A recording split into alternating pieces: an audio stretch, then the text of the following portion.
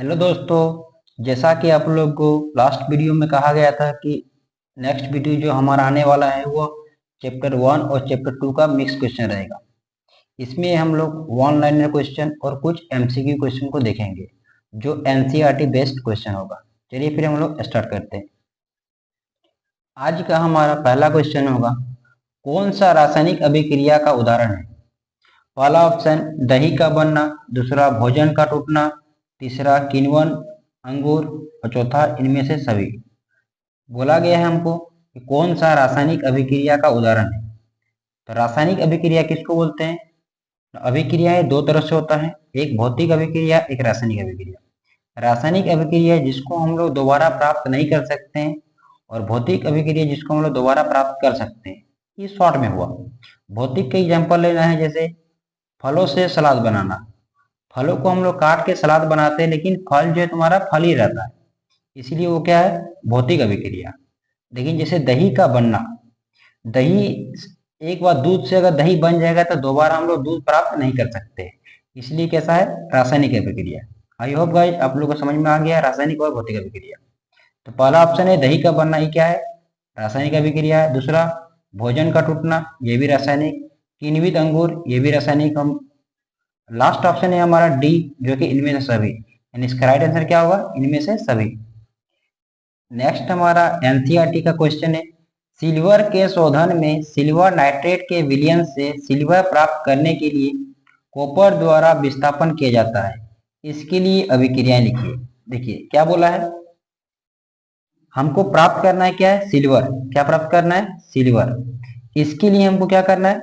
Reaction करने बोला है सिल्वर नाइट्रेट के साथ। किसके साथ? Silver nitrate. और सिल्वर नाइट्रेट का सूत्र होता है AgNO3। क्या होता है? AgNO3। और इसको रिएक्शन कराने बोला है कॉपर। किसके साथ? कॉपर द्वारा विस्थापित करना, इसीलिए कॉपर के साथ रिएक्शन कर रहे हैं। यानी क्या बोलेंगे हम लोग? कॉपर को जब हम लोग सिल्वर नाइट्रेट के साथ अभिक्रिया कराएंगे तो क्या बनेगा? कॉपर नाइट्रेट साथ में Ag। और हमको क्या बोला है? सिल्वर के शोधन में, यानी सिल्वर ही हमको प्राप्त करना था। यानी मेरा जो राइट तुम्हारा समीकरण होगा क्या होगा?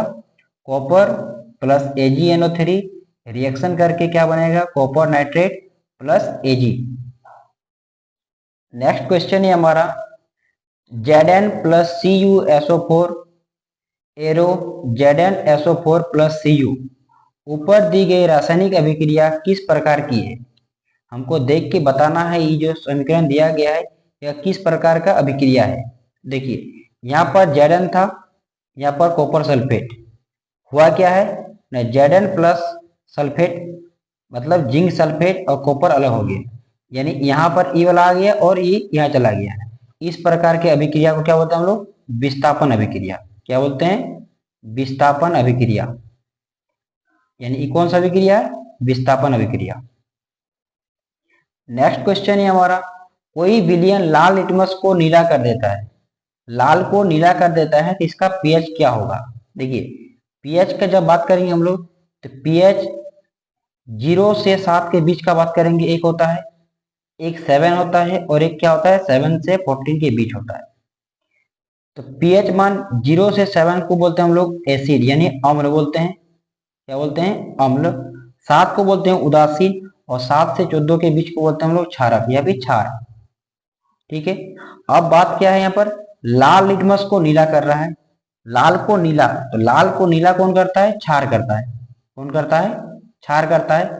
और क्षार का पीएच में कितना होता है? 7 से 14 के बीच। अब आते हैं हम लोग ऑप्शन पर। पहला ऑप्शन है 1 जो कि अम्ल है, दूसरा ऑप्शन है 4 ये भी अम्ल है, तीसरा है 5 ये भी अम्ल है, लास्ट का जो ऑप्शन है ऑप्शन नंबर डी जिसमें क्या लिखा हुआ है? 10। यानी इसका राइट आंसर क्या हो जाएगा? ऑप्शन नंबर डी 10, जो कि एक क्षारक है। अगला नेक्स्ट क्वेश्चन है हमारा, ये भी एनसीईआरटी का क्वेश्चन है, अपच का उपचार करने के लिए निम्न में से किस औषधि का उपयोग करेंगे? अपच मतलब अगर किसी का खाना नहीं पच रहा है तो इसका इलाज कैसे करेंगे? पहला ऑप्शन है एंटीबायोटिक, दूसरा एनाल्जेसिक, तीसरा एंटासिड और चौथा एंटीसेप्टिक। पहला है एंटीबायोटिक। एंटीबायोटिक का काम क्या है? जीवाणु वगैरह को मारने के लिए इस्तेमाल करते हैं हम लोग। एनाल्जेसिक जो कि दर्द का दवाई है।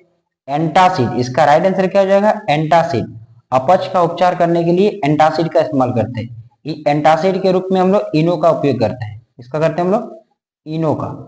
और लास्ट है एंटीसेप्टिक, ये तो नहीं होगा, यानी इसका राइट आंसर क्या हो गया? Option number C. अगला क्वेश्चन है, चींटी के दंश, दंश यानी डंक, चींटी के डंक में कौन सा अम्ल पाया जाता है?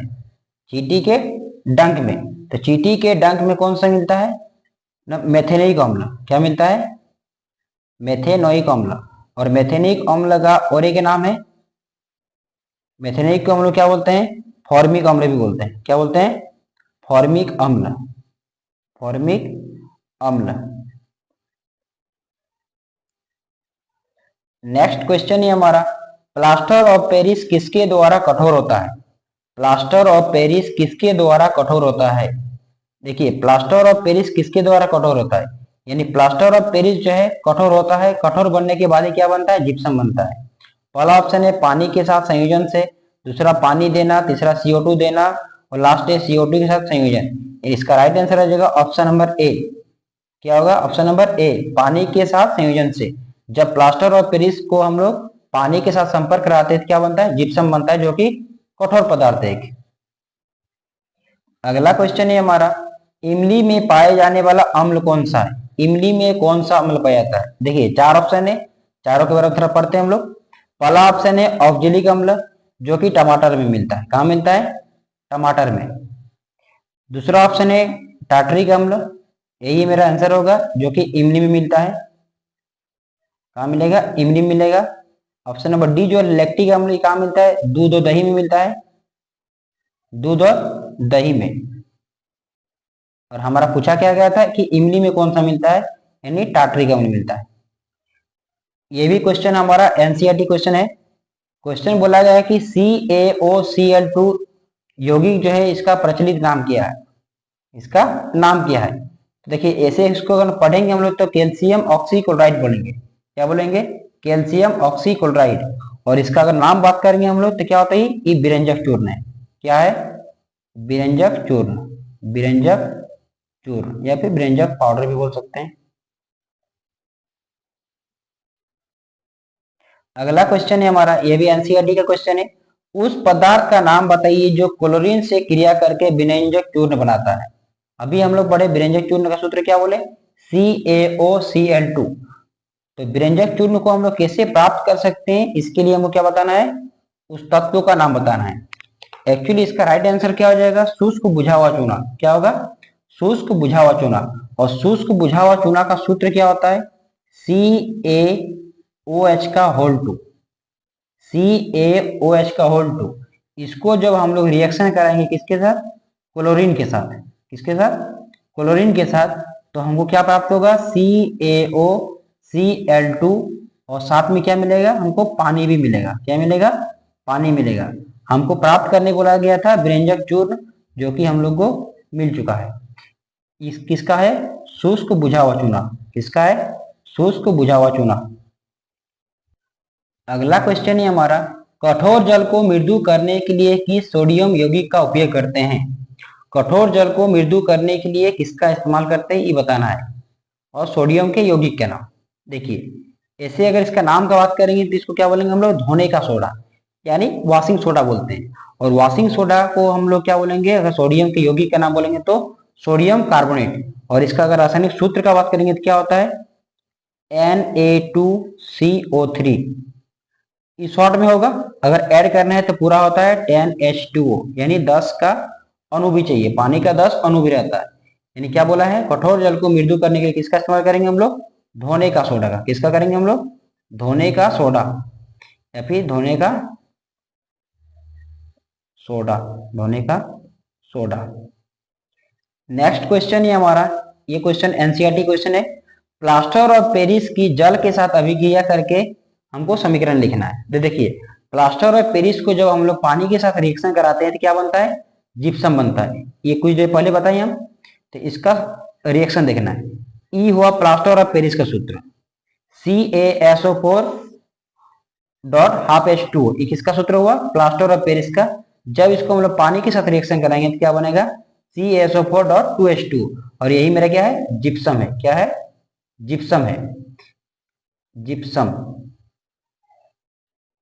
ठीक है, इसका मतलब क्या हुआ कि प्लास्टर ऑफ पेरिस का सूत्र क्या हुआ, CaSO4 डॉट हाफ H2O, और इसको रिएक्शन कराएंगे पानी के साथ, क्या बनेगा, जिप्सम बनेगा, CaSO4 डॉट 2H2O। ये क्वेश्चन VBA क्वेश्चन है, एग्जाम में अक्सर पूछता है इसका रिएक्शन कि किस प्रकार हम लोग जिप्सम को प्राप्त कर पाते हैं। अगला क्वेश्चन है हमारा सोडियम हाइड्रोजन कार्बोनेट।